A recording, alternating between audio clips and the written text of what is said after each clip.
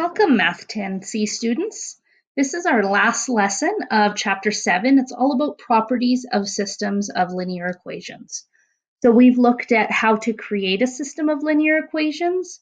We've looked at how to solve that system of linear equations, whether that be using algebraic methods, graphical methods, substitution strategy, or elimination strategy. In this video today, we're going to be talking about by looking at two lines, either by looking at them with our eyes or by looking at two lines that are written down in slope-intercept form, how we can figure out how many solutions this linear system would have. So again, this lesson isn't about finding the solution, but about finding how many solutions that would have.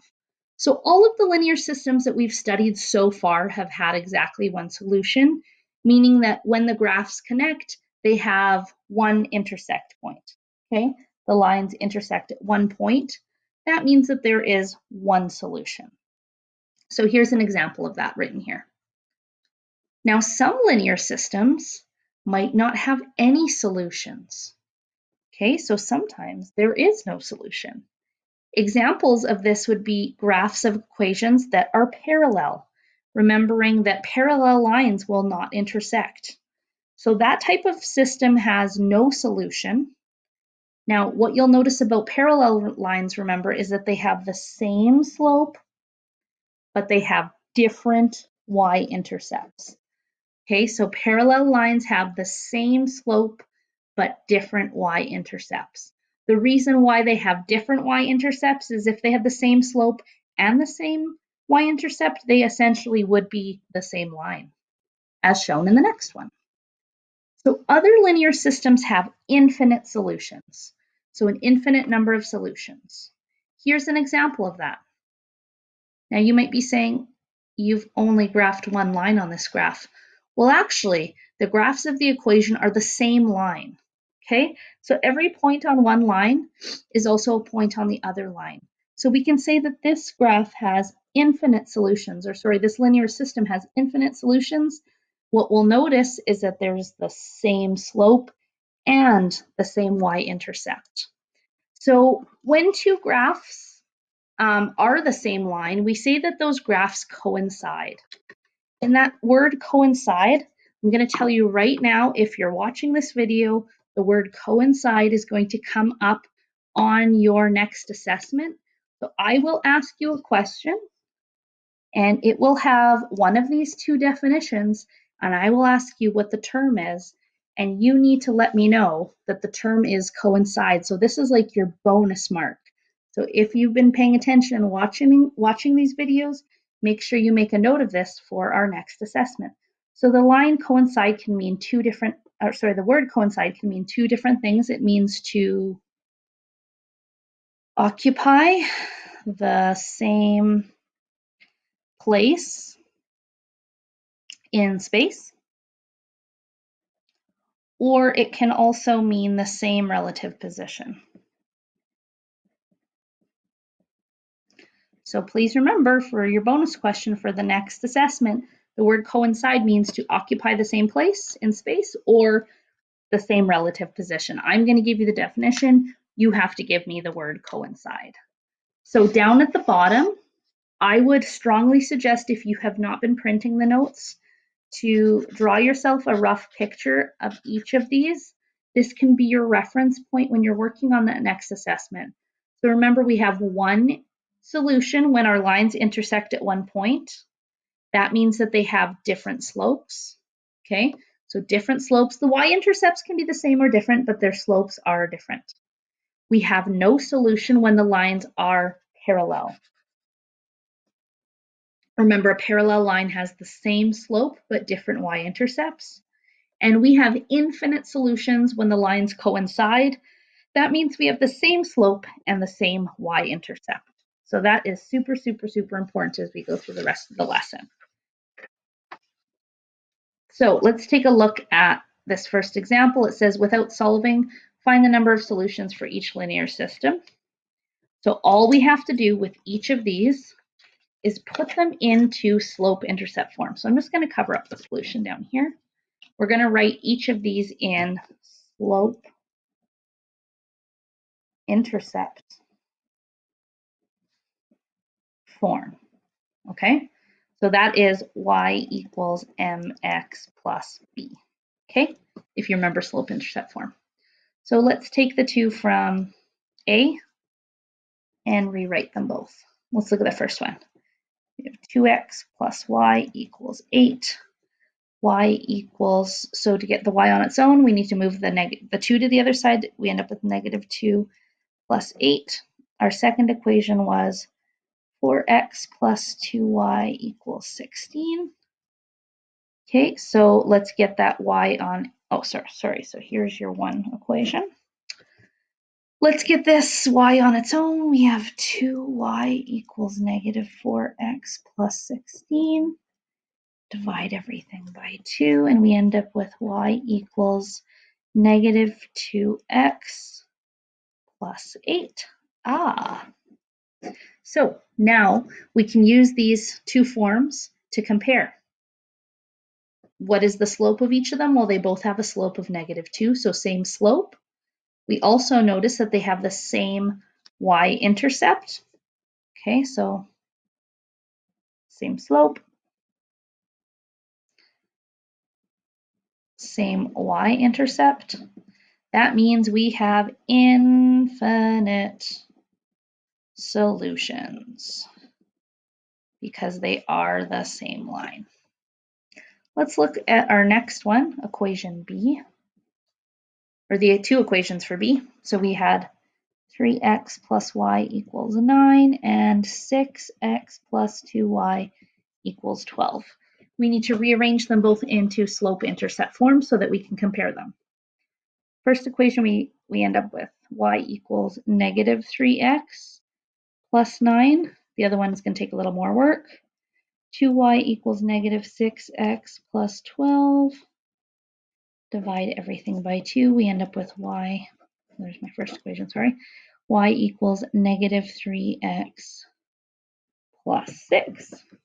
Okay, so let's compare them now that they're in slope-intercept form. We'll notice that they both have negative 3 as their coefficient in front of the x. That means they have the same slope.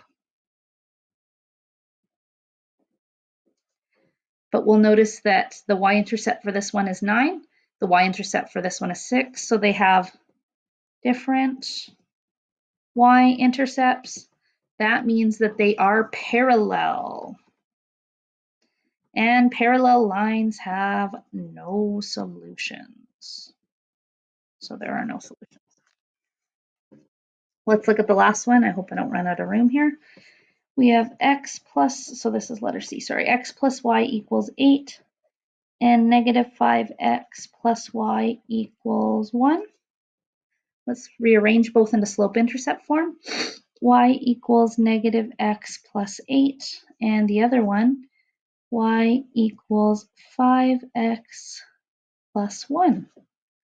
Okay, if we take a look here, they have different slopes and different they have different y-intercepts. This means that there will be one solution. So just like most of the ones we've been looking at. Okay, so again, without even having to graph them or solve them, we can figure out how many solutions there are for each of these questions. So what I'm going to have you do now is complete the check. The check is on the next page, which is page 422. So you can pause the video now, try this one on your own. Again, you're just going to have to rearrange them into slope-intercept form and then talk about how many solutions they have. So you can pause the video now. I'm going to go ahead and do the answers for you. So I need to rearrange into slope-intercept form for both of these so I can compare them.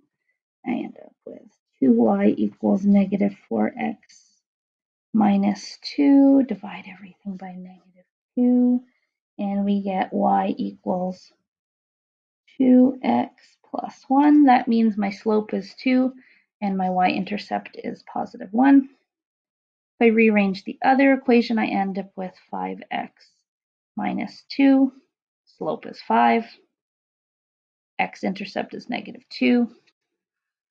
So if we compare the two slopes, we have 2 and 5. Okay, those are different. So the lines intersect at one point. At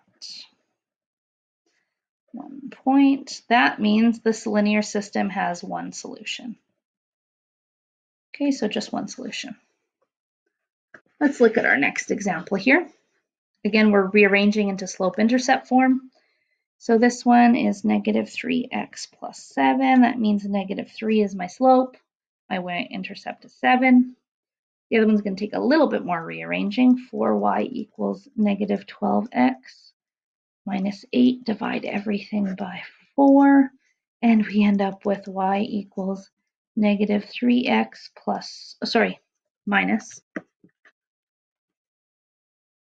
minus 2. So my slope is negative 3. My y-intercept is negative 2. Okay, the slopes are the same, but the y-intercepts are different. That means that these lines are parallel. And parallel lines do not intersect, so that means we have no solutions for this linear system. There's no solution.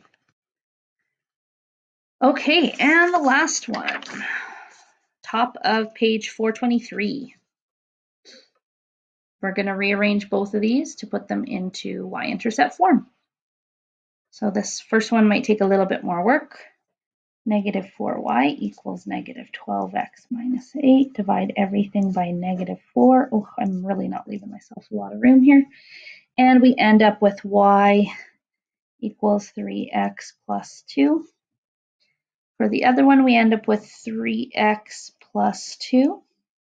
So my slopes are both 3. Oh, my y-intercepts are both 2. Slopes are the same. Y-intercepts are the same. The lines will, do you remember what that word was again? Coincide.